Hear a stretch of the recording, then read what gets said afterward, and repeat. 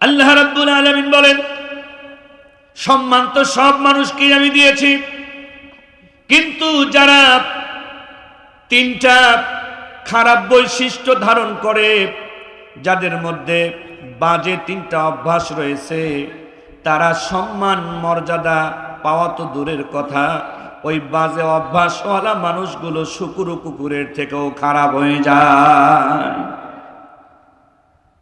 লাহুম কুলুবুন লা ইয়াফকাহুনা বিহা, প্রত্যেকটা মানুষকেই আমি আল্লাহ অন্তর দান করেছি, জ্ঞান শক্তি দিয়েছি, বোধ শক্তি দিয়েছি। ধনী মানুষকেও আমি আল্লাহ তাআলা বোধ শক্তি দান করেছি, গরিব মানুষকেও আমি আল্লাহ তাআলা জ্ঞান শক্তি দান করেছি, কালো মানুষটাকেও বোধ শক্তি দান করেছি, ফর্সা মানুষটাকেও আমি আল্লাহ বোধ শক্তি দান করেছি, নেতাদেরকেও বোধ শক্তি দান করেছি, সাধারণ জনগণকেও আমি আল্লাহ তাআলা বোধ শক্তি দান করেছি। কিন্তু বোধ শক্তি থাকার পরেও একদল মানুষ এমন আছে যারা অন্তর কলব বোঝার মতো শক্তি থাকার পরও এই অন্তর দিয়ে তারা ভালো মন্দের পার্থক্য বোঝে না। ওর কাছে ভালো যা মন্দও তা, বরং কিছু মানুষ ভালোর চাইতে মন্দটাকেই অন্তরে বেশি জায়গা দেয়, ভালো জিনিসটাই গ্রহণ করার চাইতে খারাপ জিনিসটাকেই অন্তরে বেশি মহব্বত করে। আছে কি নেই?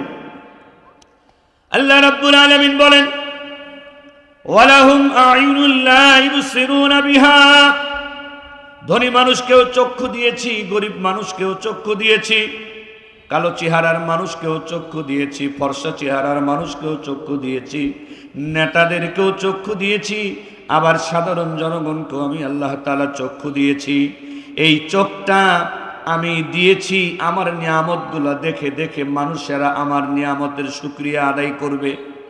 চোখ দিয়েছি ভালো জিনিসগুলো দেখবে, চোখ দিয়েছি চোখ দিয়ে আমার কোরআন দেখে দেখে পড়বে, চোখ দিয়েছি চোখ দিয়ে আমার রাসূলের হাদিসগুলো দেখে দেখে পড়বে, চোখ দিয়েছি সুন্দর গাছপালা নদী নালা দেখে আমার নিয়ামতের শুকরিয়া আদায় করবে, চোখ দিয়েছি চোখ ব্যবহার করে ভালো জায়গায় ভালো কাজে অংশ নিবে। কিন্তু কিছু মানুষ এমন আছে এই চোখ দিয়ে ভালো জিনিস দেখার পরিবর্তে এরা সব সময় অশ্লীল গান বাজনা নাটক সিনেমা আর খারাপ দৃশ্য দেখে। আছে কি নাই? ওয়ালাহুম আযানুন লা ইয়াসমাউনা বিহা, ধনী হোক গরিব হোক, কালো চেহারার লোক হোক ফর্সা চেহারার লোক হোক, সাধারণ জনগণ হোক আর নেতা নেত্রী হোক, আমি আল্লাহ তাআলা সবাইকেই শোনার মতো কান দান করেছি। তবে কিছু ক্ষেত্রে কিছু মানুষকে আল্লাহ অন্ধ করেছেন, কিছু মানুষকে আল্লাহ বধির করেছেন। এটা আল্লাহ পাকের একটা পরীক্ষা। তবে স্বাভাবিকভাবে অধিকাংশ মানুষকে আল্লাহ পাক বধির করেন নাই, বরং শোনার শক্তি দিয়েছেন। আল্লাহ রাব্বুল আলামিন বলেন, আমি এই যে শ্রবণ শক্তি দান করলাম, আমি তো শ্রবণ শক্তি দিয়েছি। ও গোলাম, ও বান্দা বান্দি, আমার কথাগুলো তুমি তোমার কান দিয়ে শুনবা, আমার কোরআনের তেলাওয়াতগুলো শুনবা, আমার রাসূলের হাদিসগুলো শুনবা, এই কান দিয়ে মা বাবার কথাগুলো শুনবা, স্বামী স্ত্রী একে অপরকে মহব্বতের কথাগুলো শুনবা, সন্তান পিতা মাতার প্রতি ভালোবাসার কথা শোনাবা, মা বাবা সন্তানের প্রতি দয়া মায়ার কথা শোনাবা, আপনজন আপনজনের প্রতি মহব্বতের কথা শোনাবা। কিন্তু তোমাদের একদল মানুষ আছে যারা এই কান দিয়ে ভালোগুলো শোনে না, বরং এই কান দিয়ে অশ্লীল গান বাজনা, খারাপ গালিগালাজ আর খারাপ কথাগুলো শুনতে থাকে। আছে কি নাই? আল্লাহ তাআলা পরিষ্কার বলেন, প্রথমত সব মানুষকেই আমি আল্লাহ সম্মান দিয়েছি, সব মানুষকে, বনি আদমের সকল সন্তানকেই সম্মান দিয়েছি।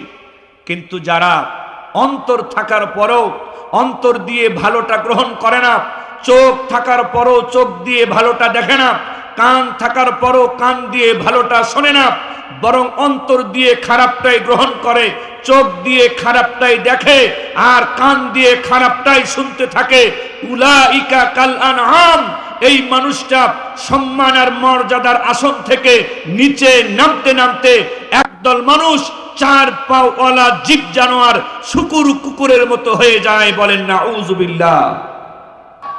আশা করছি আগামীর সংসদ আলেম দ্বারা ভরপুর হবে। কথা বলেন, কথা বলেন। ইমাম দ্বারা, আলেম দ্বারা, খতিব দ্বারা, মুফতি দ্বারা, শাইখুল হাদিস দ্বারা সংসদের বড় একটা আসন যেন ভরপুর হয়ে যায়। আল্লাহ পাক কবুল করেন। সকলে বলি আল্লাহুম্মা আমিন।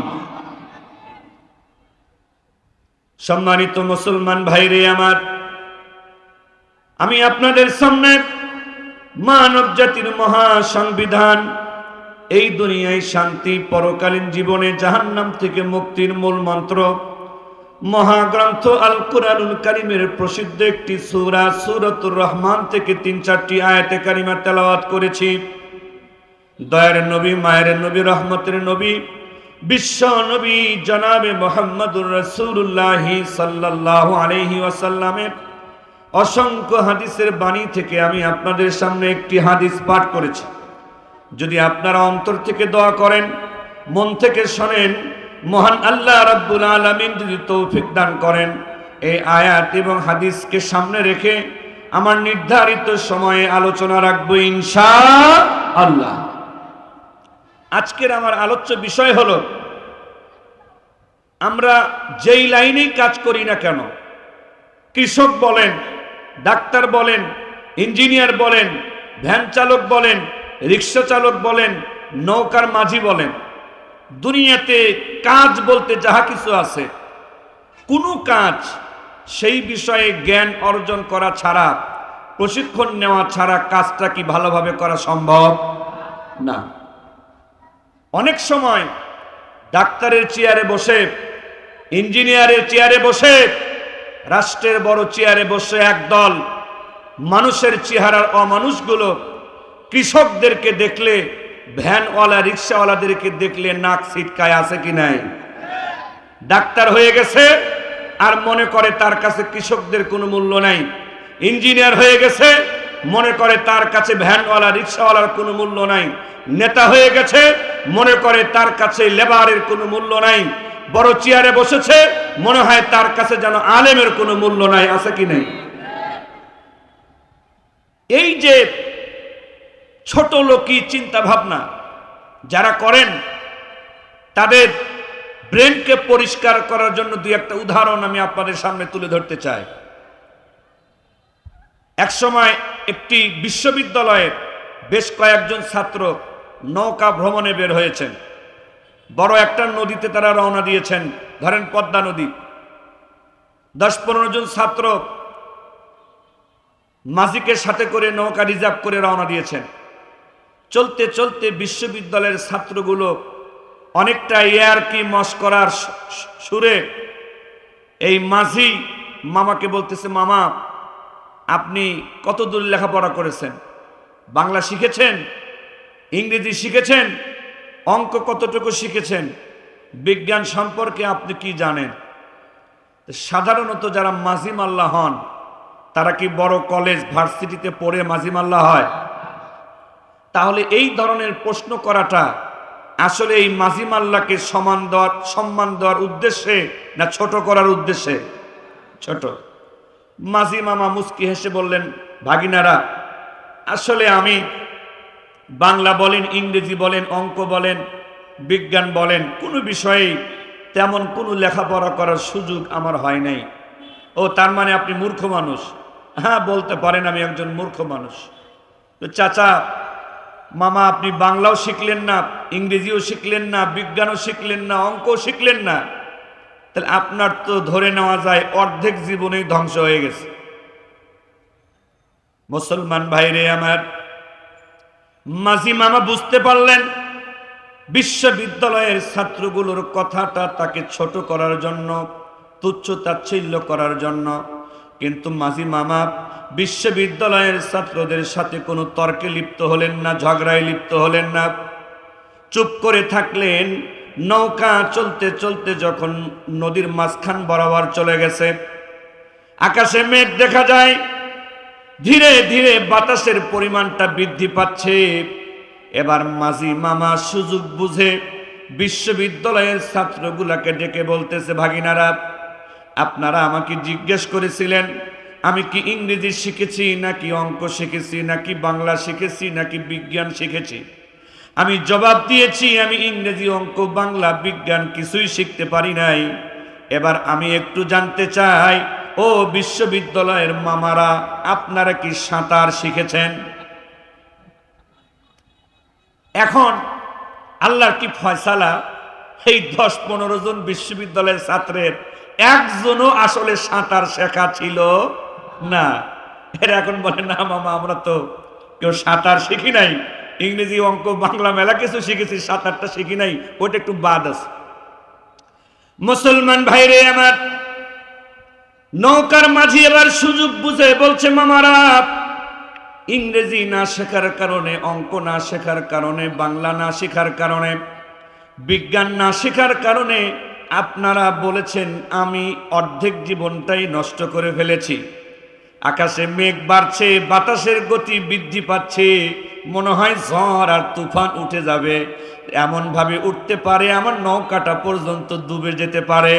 আমি ইংরেজি, অঙ্ক, বাংলা, বিজ্ঞান না শিখলেও আমি কিন্তু সাঁতারটা ভালোভাবে জানি। নৌকাটা যদি এখন ডুবে যায়, আমার ওই সাঁতারের জ্ঞান দিয়ে কিন্তু আমি বেঁচে যাব। আর আপনার ইংরেজি, অঙ্ক, বাংলা সব কিছু দিয়ে আপনাদের তো এখন পুরা জীবনটাই ধ্বংস হয়ে যাবে। আমার তো আধা জীবন নষ্ট, নৌকাটা ডুবে গেলে তো আপনাদের এখন পুরা জীবনটা কি হয়ে যাবে? নষ্ট হয়ে। এখন বিশ্ববিদ্যালয়ের ছাত্রগুলো টের পেয়েছে,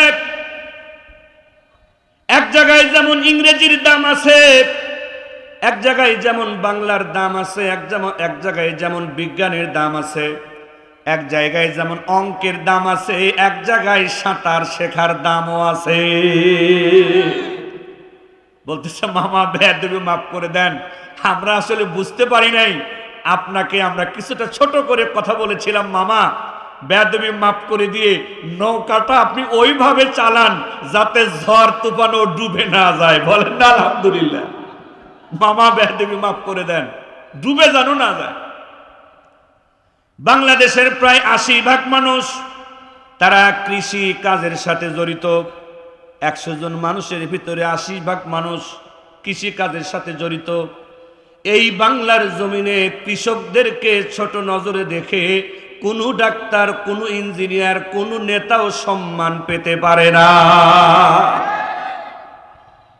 আরে ডাক্তার, ইঞ্জিনিয়ার, আরে নেতা, আরে বাড়িওয়ালা, মাতব্বর, ঘরের মধ্যে বসে গরম গরম ভাত তোমার সামনে, চিকন চাউলের রান্না করা ভাত চলে আসে, বড় মজার সাথে ভাতটা খাও।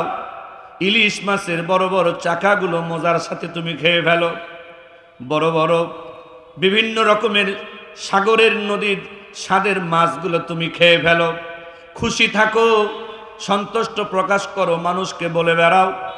একটা বার কি তুমি বাড়িওয়ালা, তুমি ডাক্তার, তুমি ইঞ্জিনিয়ার, তুমি নেতা, একটা বারের জন্য কি চিন্তা করেছো এই ভাত, এই মাছ, এই গোশত তোমার কাছে আসার আগে এই বাংলার জমিনের হাজারো মানুষের ঘাম, হাজারো মানুষের শ্রম এই ভাতের সাথে লেগে আছে।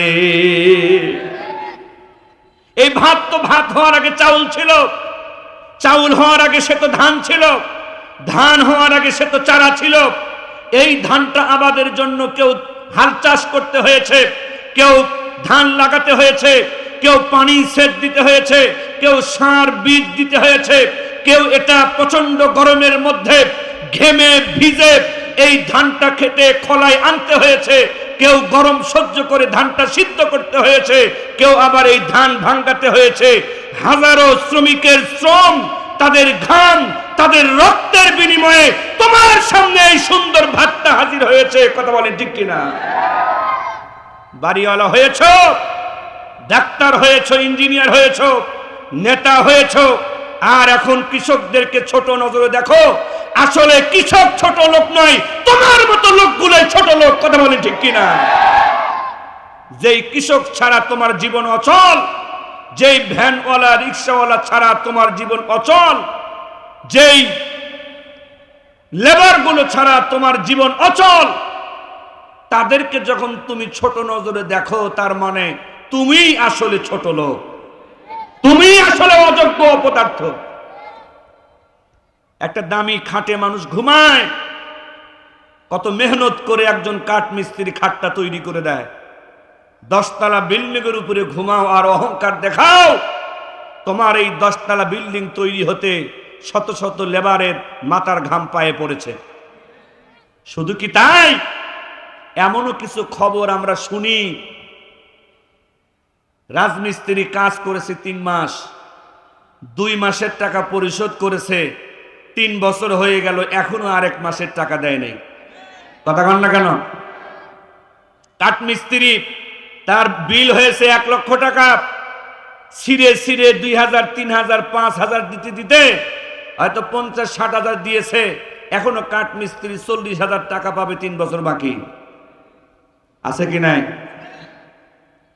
খুব ধনী আমি, আমার বংশ অনেক ভালো, আমার অনেক নাম ডাক, কিন্তু 5 বছর হলো দোকান বাকি, একটাও শোধ করি না। নাই নাই। একটা লোক 3 বছর আগেই আমার দোকান ছেড়ে চলে গেছে, আর এক লোককে দোকান ভাড়া দিয়েছি, 3 বছর হয়ে গেল, আগের দোকানদারের সিকিউরিটির টাকা এখনো পরিশোধ।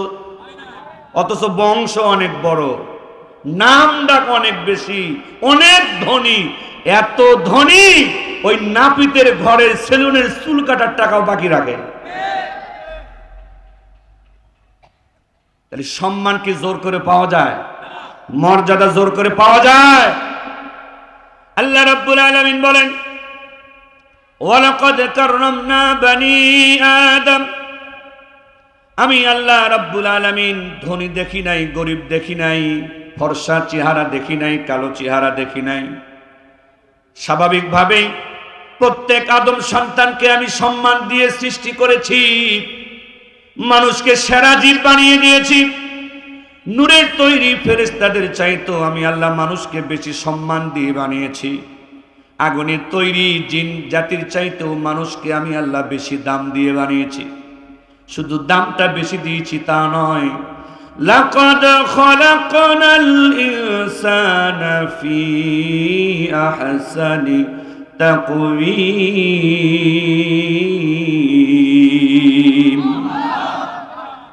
মানুষকে যেমন সেরা জীব বানিয়েছি, সম্মান বেশি দিয়েছি, ঠিক একই রকম ভাবে মানুষকেই সবার চাইতে বেশি সুন্দর আকার আকৃতি দিয়ে আমি মানুষ বানিয়েছি। কিন্তু আল্লাহ রাব্বুল আলামিন সাবধান করেছেন, একটা জিনিস যেমন অর্জন করা যায়, পাওয়া যায়, আবার সেই জিনিসটা হারানোরও ভয় থাকে। কথা বলেন ঠিক কিনা? নষ্ট হয়ে যাওয়ার ভয় থাকে। সম্মান তো আল্লাহ তাআলা দিয়েছেন, মর্যাদা দিয়ে তিনি মানুষ বানিয়েছেন, কিন্তু সব মানুষ আল্লাহর দেওয়া এই সম্মান, এই মর্যাদা রক্ষা করতে পারে না। ধনী মানুষও স্বাভাবিকভাবে আল্লাহর কাছে সম্মানিত, গরিব মানুষও স্বাভাবিকভাবে আল্লাহর কাছে সম্মানিত, ফর্সা চেহারার মানুষও স্বাভাবিকভাবে আল্লাহর কাছে সম্মানিত, কালো চেহারার মানুষও স্বাভাবিকভাবে আল্লাহ তাআলার কাছে সম্মানিত, ভ্যানওয়ালা, রিক্সাওয়ালা, দিনমজুর, লেবার, শ্রমিক, স্বাভাবিকভাবে মানুষ হিসাবে সব মানুষ আল্লাহ তাআলার কাছে সম্মানিত। কিন্তু আল্লাহ রাব্বুল আলামিন বলে দিয়েছেন, ভালো করে শুনে রাখো, লাহুম কুলুবুল লা ইয়াফকাহুনা বিহা ওয়া লাহুম আ'ইনুল লা ইবসিরুনা বিহা ওয়া লাহুম আযানুল লা ইয়াসমাউনা বিহা উলাইকা কাল আনআম। আল্লাহ রাব্বুল আলামিন বলেন, সম্মান তো সব মানুষকেই আমি দিয়েছি, কিন্তু যারা 3টা খারাপ বৈশিষ্ট্য ধারণ করে, যাদের মধ্যে বাজে 3টা অভ্যাস রয়েছে, তারা সম্মান মর্যাদা পাওয়া তো দূরের কথা, ওই বাজে অভ্যাসওয়ালা মানুষগুলো শুকুর কুকুরের থেকেও খারাপ হয়ে যায়। লাহুম কুলুবুল লা ইয়াফকাহুনা বিহা, প্রত্যেকটা মানুষকেই আমি আল্লাহ অন্তর্দান করেছি, জ্ঞান শক্তি দিয়েছি, বোধ শক্তি দিয়েছি। ধনী মানুষকেও আমি আল্লাহ তাআলা বোধ শক্তি দান করেছি, গরিব মানুষকেও আমি আল্লাহ তাআলা জ্ঞান শক্তি দান করেছি, কালো মানুষটাকেও বোধ শক্তি দান করেছি, ফর্সা মানুষটাকেও আমি আল্লাহ বোধ শক্তি দান করেছি, নেতাদেরকেও বোধ শক্তি দান করেছি, সাধারণ জনগণকেও আমি আল্লাহ তাআলা বোধ শক্তি দান করেছি। কিন্তু বোধ শক্তি থাকার পরেও একদল মানুষ এমন আছে যারা অন্তর কলব বোঝার মতো শক্তি থাকার পরও এই অন্তর দিয়ে তারা ভালো মন্দের পার্থক্য বোঝে না। ওর কাছে ভালো যা মন্দও তা, বরং কিছু মানুষ ভালোর চাইতে মন্দটাকেই অন্তরে বেশি জায়গা দেয়, ভালো জিনিসটাই গ্রহণ করার চাইতে খারাপ জিনিসটাকেই অন্তরে বেশি মহব্বত করে। আছে কি নাই? আল্লাহ রাব্বুল আলামিন বলেন, ওয়ালাহুম আ'ইনুন লা ইবসিরুনা বিহা, ধনী মানুষকেও চক্ষু দিয়েছি, গরিব মানুষকেও চক্ষু দিয়েছি, কালো চেহারার মানুষকেও চক্ষু দিয়েছি, ফর্সা চেহারার মানুষকেও চক্ষু দিয়েছি, নেতাদেরকেও চক্ষু দিয়েছি, আবার সাধারণ জনগণকেও আমি আল্লাহ তাআলা চক্ষু দিয়েছি। এই চোখটা আমি দিয়েছি আমার নিয়ামতগুলো দেখে দেখে মানুষেরা আমার নিয়ামতের শুকরিয়া আদায় করবে। চোখ দিয়েছি ভালো জিনিসগুলো দেখবে, চোখ দিয়েছি চোখ দিয়ে আমার কোরআন দেখে দেখে পড়বে, চোখ দিয়েছি চোখ দিয়ে আমার রাসূলের হাদিসগুলো দেখে দেখে পড়বে, চোখ দিয়েছি সুন্দর গাছপালা নদী নালা দেখে আমার নিয়ামতের শুকরিয়া আদায় করবে, চোখ দিয়েছি চোখ ব্যবহার করে ভালো জায়গায় ভালো কাজে অংশ নিবে। কিন্তু কিছু মানুষ এমন আছে এই চোখ দিয়ে ভালো জিনিস দেখার পরিবর্তে এরা সব সময় অশ্লীল গান বাজনা নাটক সিনেমা আর খারাপ দৃশ্য দেখে। আছে কি নাই? ওয়ালাহুম আযানুন লা ইসমাউনা বিহা, ধনী হোক গরিব হোক, কালো চেহারার লোক হোক ফর্সা চেহারার লোক হোক, সাধারণ জনগণ হোক আর নেতা নেত্রী হোক, আমি আল্লাহ তাআলা সবাইকেই শোনার মতো কান দান করেছি। তবে কিছু ক্ষেত্রে কিছু মানুষকে আল্লাহ অন্ধ করেছেন, কিছু মানুষকে আল্লাহ বধির করেছেন। এটা আল্লাহ পাকের একটা পরীক্ষা। তবে স্বাভাবিকভাবে অধিকাংশ মানুষকে আল্লাহ পাক বধির করেন নাই, বরং শোনার শক্তি দিয়েছেন। আল্লাহ রাব্বুল আলামিন বলেন, আমি এই যে শ্রবণ শক্তি দান করলাম, আমি তো শ্রবণ শক্তি দিয়েছি। ও গোলাম, ও বান্দা বান্দি, আমার কথাগুলো তুমি তোমার কান দিয়ে শুনবা, আমার কোরআনের তেলাওয়াতগুলো শুনবা, আমার রাসূলের হাদিসগুলো শুনবা, এই কান দিয়ে মা বাবার কথাগুলো শুনবা, স্বামী স্ত্রী একে অপরকে মহব্বতের কথাগুলো শুনবা, সন্তান পিতা মাতার প্রতি ভালোবাসার কথা শোনাবা, মা বাবা সন্তানের প্রতি দয়া মায়ার কথা শোনাবা, আপনজন আপনজনের প্রতি মহব্বতের কথা শোনাবা। কিন্তু তোমাদের একদল মানুষ আছে যারা এই কান দিয়ে ভালোগুলো শোনে না, বরং এই কান দিয়ে অশ্লীল গান বাজনা, খারাপ গালি গালাজ আর খারাপ কথাগুলো শুনতে থাকে। আছে কি নাই? আল্লাহ তাআলা পরিষ্কার বলেন, প্রথমত সব মানুষকেই আমি আল্লাহ সম্মান দিয়েছি, সব মানুষকে, বনি আদমের সকল সন্তানকেই সম্মান দিয়েছি। কিন্তু যারা অন্তর থাকার পরেও অন্তর দিয়ে ভালোটা গ্রহণ করে না, চোখ থাকার পরও চোখ দিয়ে ভালোটা দেখে না, কান থাকার পরও কান দিয়ে ভালোটা শোনে না, বরং অন্তর দিয়ে খারাপটাই গ্রহণ করে, চোখ দিয়ে খারাপটাই দেখে আর কান দিয়ে খারাপটাই শুনতে থাকে, উলাইকা কাল আনআম, এই মানুষটা সম্মান আর মর্যাদার আসন থেকে নিচে নামতে নামতে একদল মানুষ চার পাওয়ালা জীব জানোয়ার শুকুর কুকুরের মতো হয়ে যায়। বলেন নাউযুবিল্লাহ। বালহুম আদল, বরং কিছু মানুষ এমন আছে যারা সম্মানের আসন থেকে নিচে নামতে নামতে শুকুর কুকুরের থেকেও খারাপ হয়ে যায়। কথা বলেন ঠিক কিনা? মানুষের মতো চেহারা থাকলেই তাকে মানুষ বলে না, মানুষের মতো কথা বলতে পারলেই তাকে মানুষ বলে না, প্রকৃত মানুষ হতে না পারলে এই মানুষটা আল্লাহর দৃষ্টিতে শুকুর কুকুরের থেকেও খারাপ হয়ে যায়। বহু ক্ষমতাওয়ালা, বহু পাওয়ারওয়ালা, বহু সুন্দর চেহারাওয়ালা বহু মানুষ দুনিয়ার মানুষের কাছে ক্ষমতার কারণে দাম পেলেও দুনিয়ার মানুষের কাছে সম্পদের কারণে দাম পেলেও, দুনিয়ার মানুষের কাছে ডিগ্রির কারণে দাম পেলেও, দুনিয়ার মানুষের কাছে পদ পদবীর কারণে দাম পেলেও বহু মানুষ আল্লাহর হিসাবে শুকুর কুকুরের থেকেও নিকৃষ্ট। এই জন্য আপনার বংশ কি, আপনার নাম কি, আপনার বাড়ি কয়তালা, এইটা দিয়ে আপনার সম্মান নির্ধারণ করা হবে। মুসলমান ভাইরে আমার, তার মানে কথা পরিষ্কার, শুধু আকার আকৃতিতে আর চেহারাতেই মানুষ হলে হবে না, আখলাক চরিত্র আর আদর্শের দিক থেকে, গুণাবলীর দিক থেকেও মানুষ হতে হবে। কথা বলেন ঠিক কিনা? একজন মানুষ দামি মানুষ হওয়ার জন্য, একজন মানুষ শ্রেষ্ঠ মানুষ হওয়ার জন্য এক নাম্বার যেই গুণাবলী আর যেই বৈশিষ্ট্য থাকা দরকার, আল্লাহ রাব্বুল আলামিন তার সবথেকে পেয়ারা হাবিব প্রিয় রাসূল জনাবে মুহাম্মদুর রাসূলুল্লাহ সাল্লাল্লাহু আলাইহি সাল্লামকে সর্বশ্রেষ্ঠ নবী হিসাবে, সর্বশ্রেষ্ঠ রাসূল হিসাবে ঘোষণা করার পর তার রাসূলকে আল্লাহ পাক সর্বপ্রথম যেই শিক্ষাটা দিয়েছেন, ইকরা বিসমি রাব্বিকাল্লাযী খালাক, পড়ুন আপনার পালনকর্তার নামে যিনি আপনাকে সৃষ্টি করেছেন। বলেন না মারহাবা। সব থেকে সেরা মানুষ, সব থেকে দামি মানুষ মুহাম্মদুর রাসূলুল্লাহ সাল্লাল্লাহু আলাইহি ওয়াসাল্লাম। সব থেকে সেরা, সব থেকে দামি এই মানুষটার সর্বপ্রথম শিক্ষাই ছিল আল্লাহর নামে পাঠ করার শিক্ষা। জোরে বলেন না মারহাবা। কোরআনের সর্বপ্রথম আয়াত এটি, ইকরা বিসমি রাব্বিকাল্লাযী খালাক।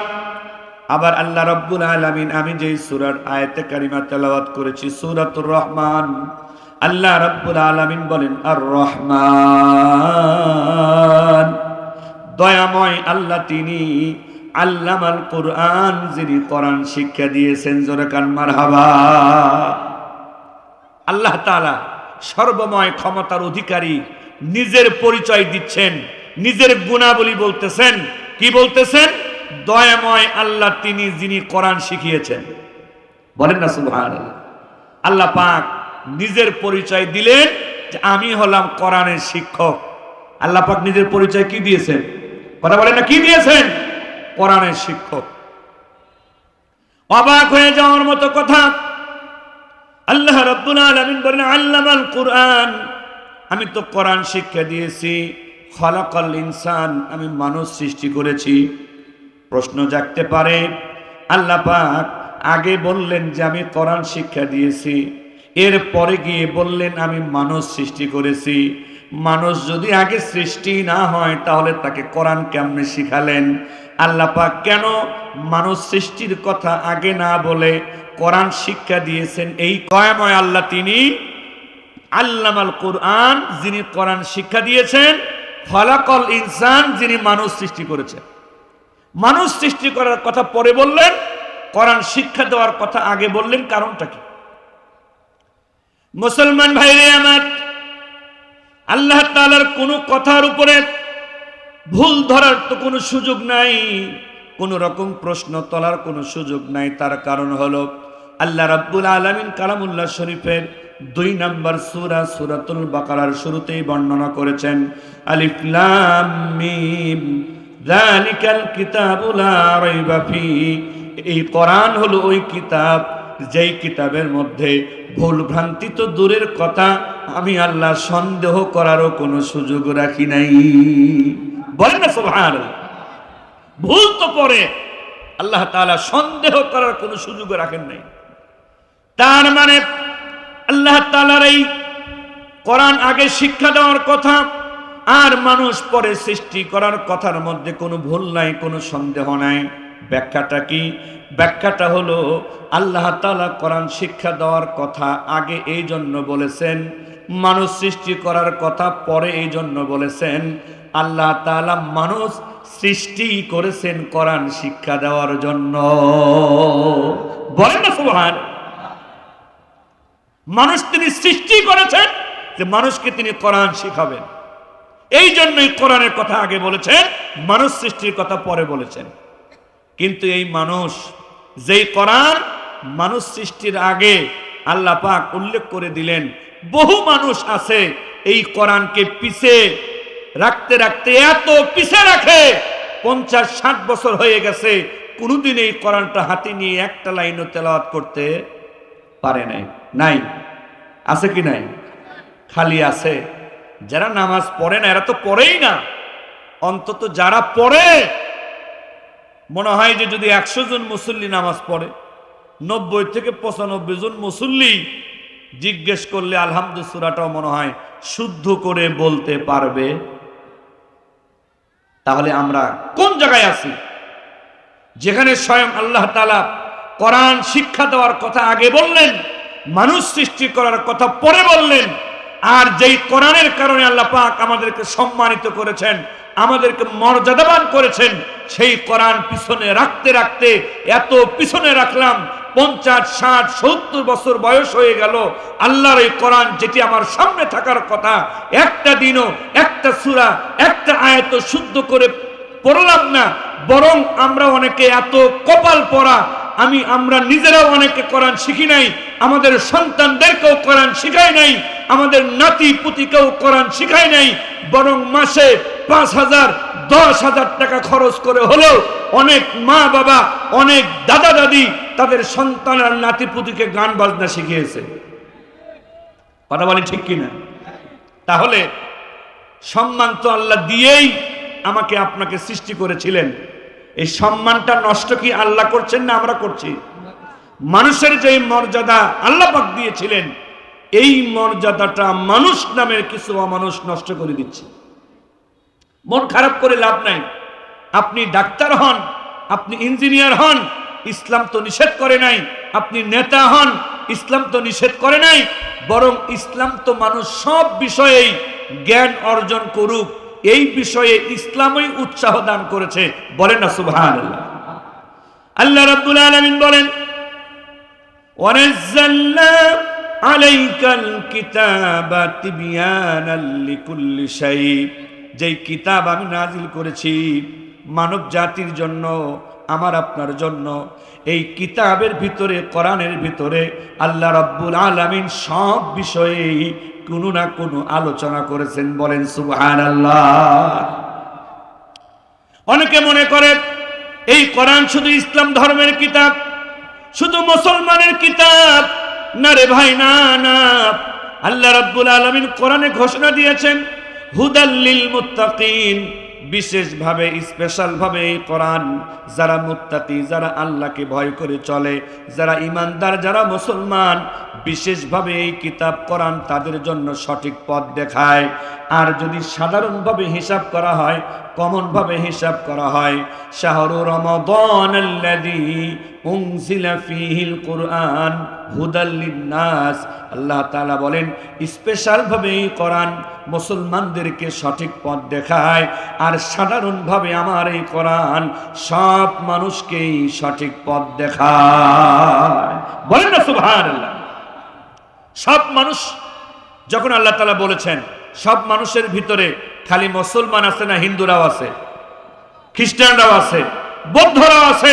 আল্লাহ পাক ঘোষণা দিয়ে দিলেন, তুমি মুসলমান হও, হিন্দু হও, খ্রিস্টান হও, বৌদ্ধ হও, নাস্তিক হও, যাই হও না কেন, ওরে আমার বান্দা, ওরে আমার বান্দি, যদি আমার এই কোরআনটা মহব্বত নিয়ে, দরদ ভালোবাসা নিয়ে, অর্থ সহ কোরআনটা পড়তে শুরু করো, কোরআনটা বুঝতে শুরু করো, আমার এই কোরআন তুমি হিন্দু হলেও তোমাকে সঠিক পথ দেখাবে, তুমি খ্রিস্টান হলেও আমার কোরআন তোমাকে সঠিক পথ দেখাবে, তুমি বৌদ্ধ হলেও আমার কোরআন তোমাকে সঠিক পথ দেখাবে, তুমি নাস্তিক হলেও আমার কোরআন তোমাকে সঠিক পথ দেখাবে, সাধারণ জনগণ হলেও আমার কোরআন তোমাকে সঠিক পথ দেখাবে, নেতা নেত্রী হলেও আমার কোরআন তোমাকে সঠিক পথ দেখাবে, তুমি বিচারক হলেও আমার কোরআন তোমাকে সঠিক পথ দেখাবে, তুমি যদি সেনা প্রধান হও, র্যাব প্রধান হও, পুলিশ প্রধান হও, প্রেসিডেন্ট হও, প্রধানমন্ত্রী হও, আসো আমার কোরআন ধরো, অর্থ সহ বোঝো, পড়ো,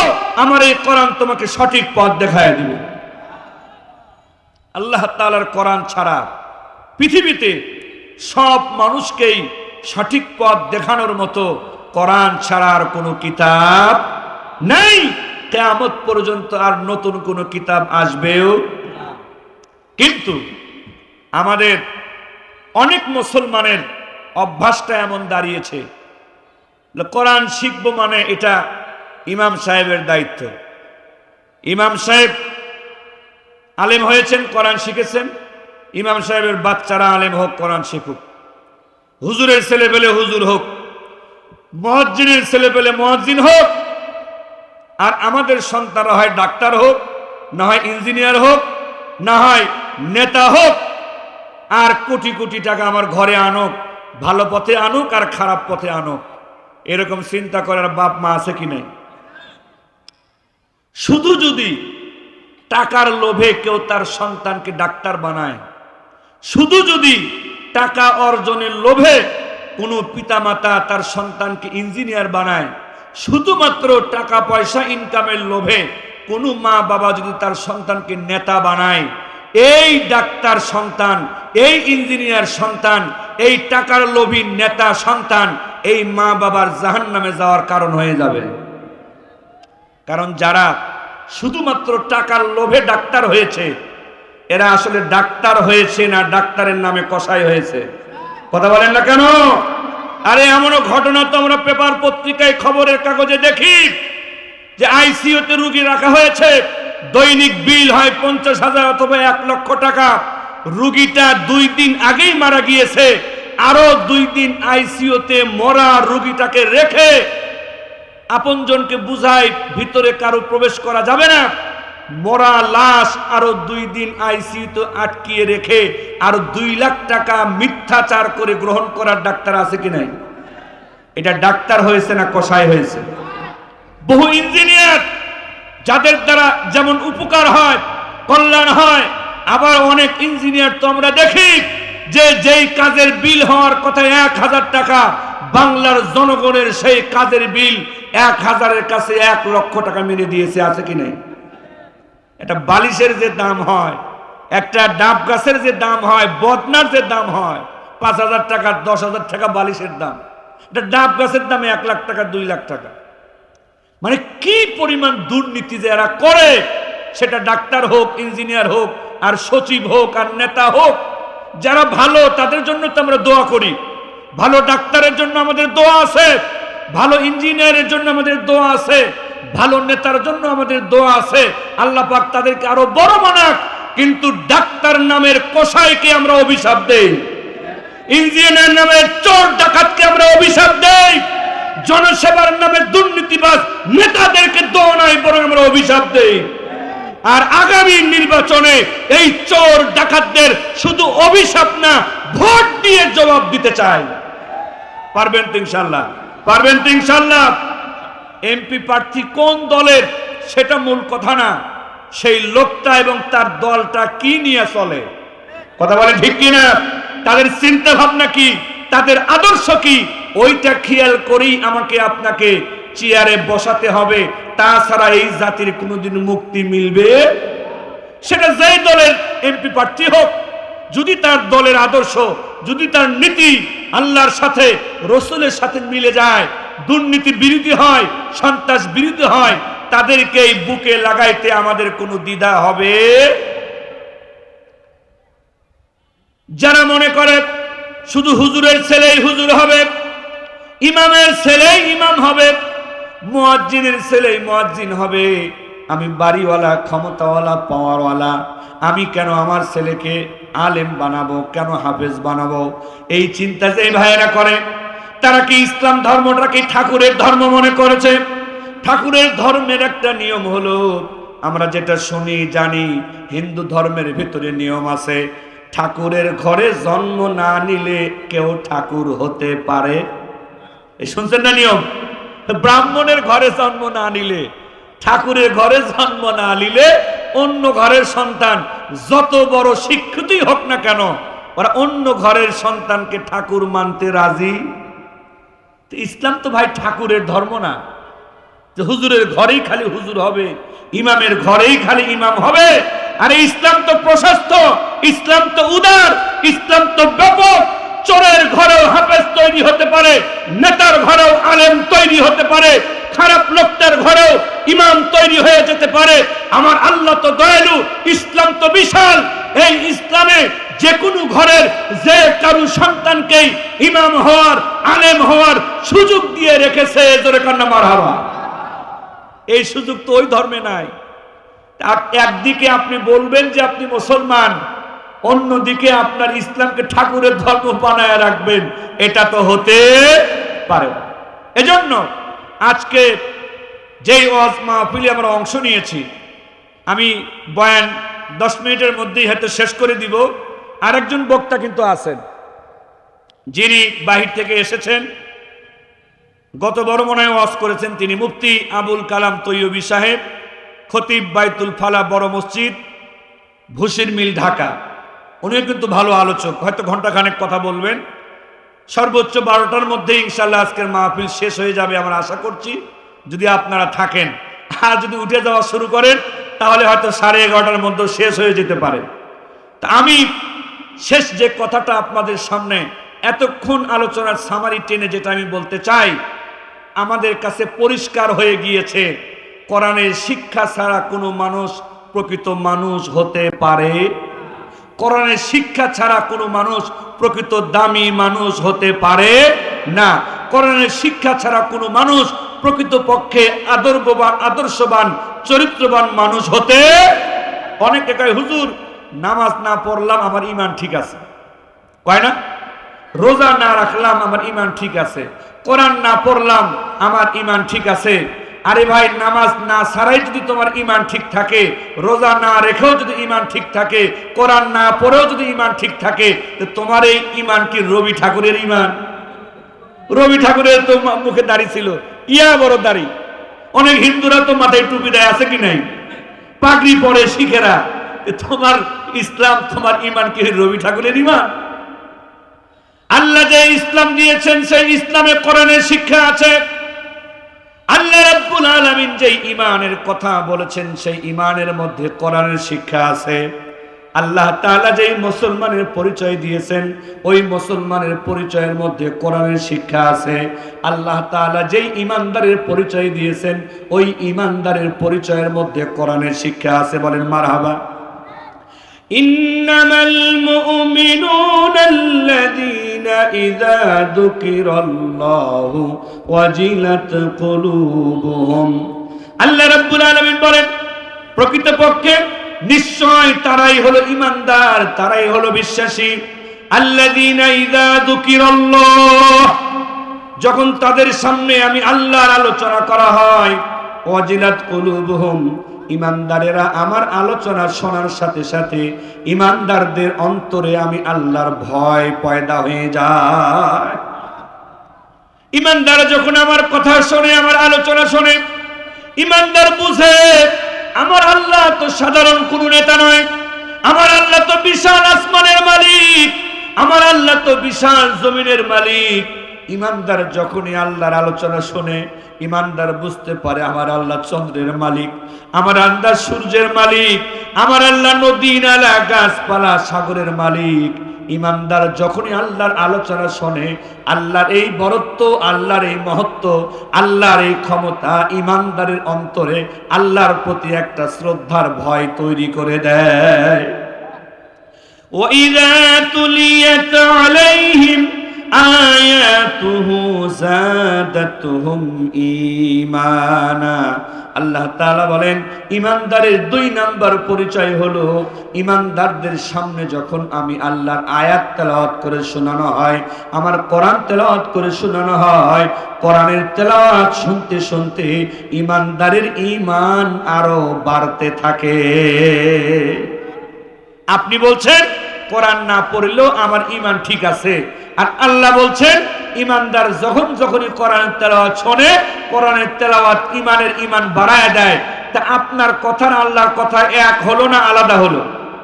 আপনি বলছেন কোরআন না পড়লেও ঈমান ঠিক আছে, আর আল্লাহ তাআলা বলছেন ঈমানদারেরা যখনই কোরআন তেলাওয়াত শোনে, কোরআনের তেলাওয়াত তাদের ঈমানকে আরো বৃদ্ধি করে দেয়। এই জন্য আপনি চাপাবাজ হতে পারেন, ভণ্ড হতে পারেন, প্রতারক হতে পারেন, চাপা দিয়ে আপনি নিজেকে জোর করে করে ইমানদার বলতে পারেন, কিন্তু পরিষ্কার করে শুনে রাখেন, কোরআনের তেলাওয়াত ছাড়া কোনো ব্যক্তি প্রকৃত ইমানদার কোনোদিনও হতে পারবে। চাপাবাজ হতে পারেন। চাপা দিয়ে কি আল্লাহর কাছে হাসরের ময়দানে মাপ পাওয়া যাবে? ঘুষ খসা দিয়ে কি আল্লাহর কাছে কোনো মাপ পাওয়া যাবে? চাপা দিয়ে না রে ভাই।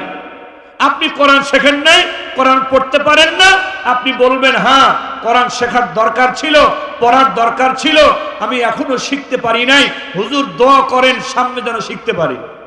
কথা তো এটা হওয়ার কথা। মুসলমান ভাইরে আমার, আল্লাহ রাব্বুল আলামিন বলেন ওয়া আলা রাব্বিহিম ইয়াতাওয়াক্কালুন।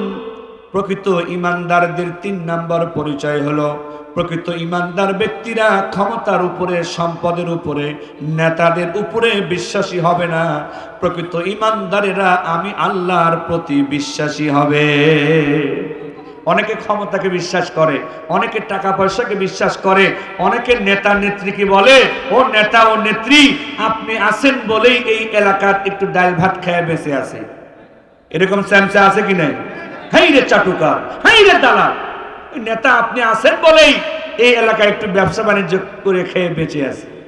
তো তুই বলে ইমানদার। আল্লাহ কয় ইমানদারের রেজেক আমি দেই, সব মানুষের রেজেক আমি দেই, আর তুই বলতেছিস নেতা আপনার কারণেই খেয়ে পড়ে বেঁচে আছে। ইমানদার। আল্লাহ রাব্বুল আলামিন বলেন আল্লাযীনা ইউকিমুনাস সালাত, যারা প্রকৃত ইমানদার তাদের ৪ নম্বর পরিচয় হলো তারা নামাজ কায়েমকারী হবে।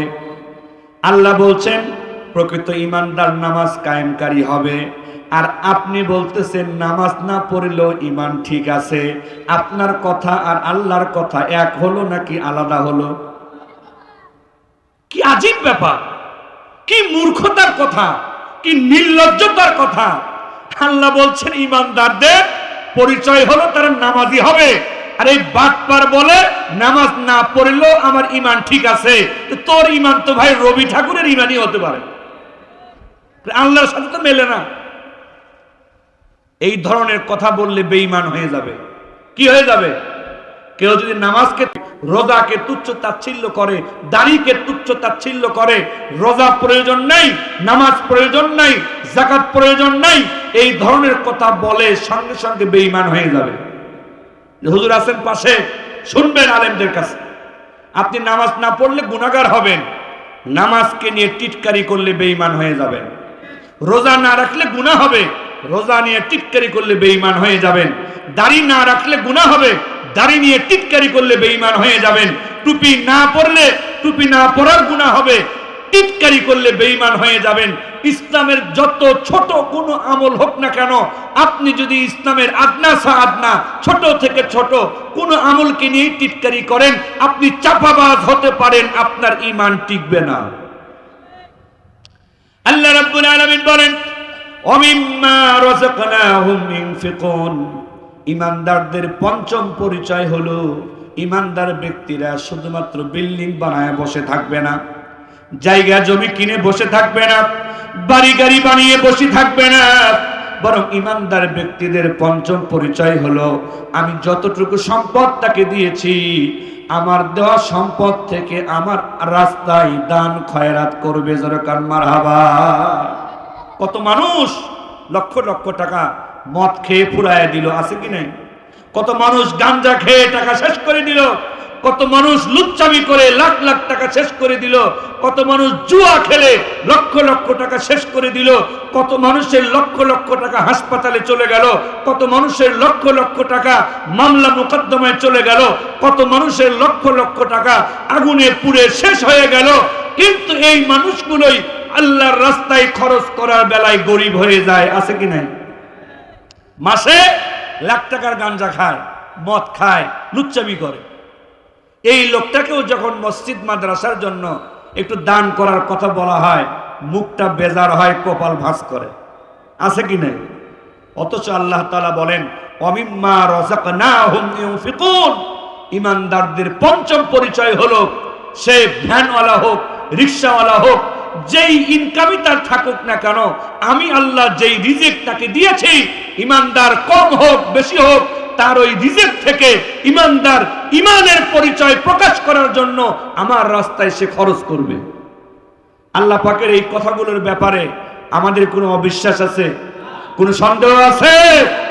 আল্লাহ পাক এই 5টা গুণ দান করেন। 1 নাম্বার, আল্লাহর আলোচনা শুনলে যেন আমাদের অন্তরে আল্লাহর শ্রদ্ধার ভয় বৃদ্ধি পায়, কোরআনের তেলাওয়াত শুনলে যেন আমার ঈমান বৃদ্ধি পায়, আমরা যেন আল্লাহর প্রতি বিশ্বাসী থাকতে পারি, নামাজ কায়েমকারী থাকতে পারি, যাকাত দানকারী হতে পারি, অথবা যে কোনো দানকারী হতে পারি। কারা কারা একমত আছেন 2 হাত দেখতে চাই। নারে তাকবীর, নারে তাকবীর। দ্বীন ইসলাম, দ্বীন ইসলাম। আমার নেতা তোমার নেতা, নামাজ রোজা যেখানে, আলেম ওলামা যেখানে, মদ গাঞ্জা যেখানে, চিটারি বাটপারি যেখানে, দান খয়রাত যেখানে, কেউ কেউ মনে হয় কয় নাই, দান খয়রাত যেখানে, নারে তাকবীর। আমি আমার পকেটে হাত দিলাম, আপনারা পকেটে হাত দেন, সবাই হাত দেন, খালি বিড়িটা দিয়েন না যে ওদের কিছু নাই, বিড়ি দিয়ে দিলাম। যে আমি যে ওয়াজ করলাম এই ওয়াজের উপরে আমলের জন্য আমিও ইনশাআল্লাহ শরীক হচ্ছি। পকেটে হাত দেন, সবাই হাত দেন। এই ছাত্ররা আছো, যাও যাও যাও, সবাই পকেটে হাত দেন, কেউ নিরাশ করবেন না। নগদ আমল, দানের উপরে নগদ আমল। আমিও শরীক হচ্ছি, আপনারা শরীক হন। কত দিবেন এটা আপনার রেজেকে আল্লাহ যে ফয়সালা করেছেন। বেশি দিবেন, আল্লাহর কাছ থেকে বেশি ফেরত পাবেন। যাও সবাই চলে যাও। আর যদি কেউ একটু মনে করেন হুজুর 5,000 টাকা এই মাদ্রাসার জন্য, ছাত্র ছাত্রীদের জন্য আপনার হাতে দিতে চাই, 1,000 টাকা আপনার হাতে দিতে চাই, 500 টাকা আপনার হাতে দিতে চাই, আপনারা আসেন। এই যে আমাদের সর্বশেষ মেহমান আবুল কালাম তৈয়ব ভাই